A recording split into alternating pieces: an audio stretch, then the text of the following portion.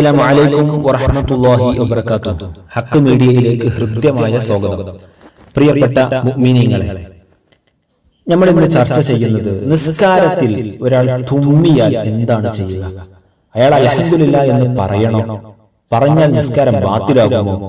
അതല്ല, നിസ്കാരത്തിൽ നിർബന്ധമായും അൽഹംദുലില്ലാഹ് എന്ന് പറയേണ്ടതുണ്ടോ?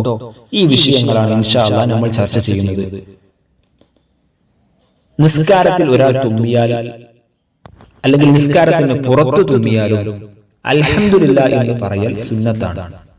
ഒന്നുകൂടെ പറയാം, നിസ്കാരത്തിലാണ് തുമ്മിയതെങ്കിലും നിസ്കാരത്തിന് പുറത്ത്, നിസ്കരിക്കുന്നതിന് മുൻപ്, നിസ്കാരത്തിൽ പെട്ട സമയത്തല്ലാത്ത സമയത്താണെങ്കിലും അൽഹംദുലില്ലാഹ് എന്ന് പറയൽ സുന്നത്താണ്.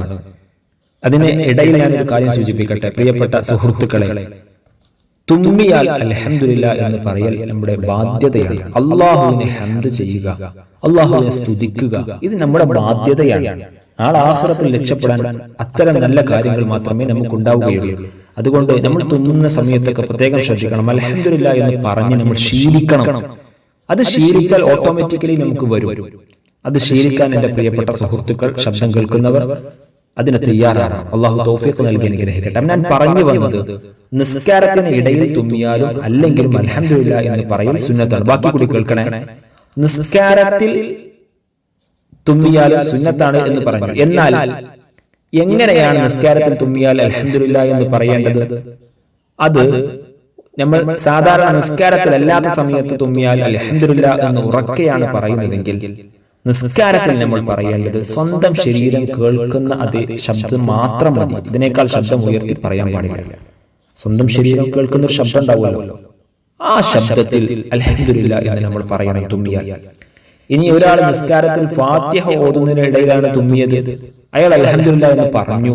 അങ്ങനെ പറഞ്ഞാൽ ഫാത്തിഹ ആദ്യം മുതൽ മടക്കി ഓതേണ്ടതുണ്ട്. അത് പ്രത്യേകം ശ്രദ്ധിക്കണം. ഫാത്തിഹ ഓതിക്കൊണ്ടിരിക്കുകയാണ്, അതിനിടയിൽ നമ്മൾ തുമ്മി, നമ്മൾ അൽഹംദുലില്ലാഹ് എന്ന് പറഞ്ഞു. അങ്ങനെ പറഞ്ഞാൽ ഫാത്തിഹ മടക്കി ആദ്യം മുതൽ ഓതണം.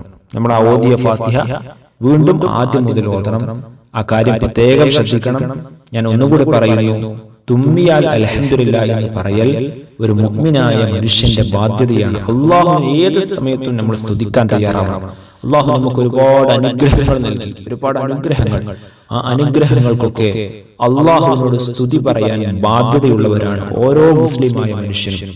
അതുകൊണ്ട് ഓരോ മനുഷ്യന്റെയും മേൽ അത് ബാധ്യതയാണ് എന്ന് മനസ്സിലാക്കി അൽഹംദുലില്ലാഹ് എന്ന് തുമ്മിയാൽ പറയുകയും അത് കേൾക്കുന്ന ആൾ ഇർഹമുക്കല്ലാഹ് എന്ന് പറയുകയും ചെയ്യണം. അതൊരു പ്രത്യേക വലിയ സുന്നത്താണ് എന്ന് തന്നെ, ഹബീബിന്റെ ഒരു വലിയ പ്രധാനപ്പെട്ട സുന്നത്താണ് എന്ന് തന്നെ മനസ്സിലാക്കി നമ്മൾ അത് ചെയ്യണം. അല്ലാഹു തൗഫീഖ് നൽകി അനുഗ്രഹിക്കട്ടെ.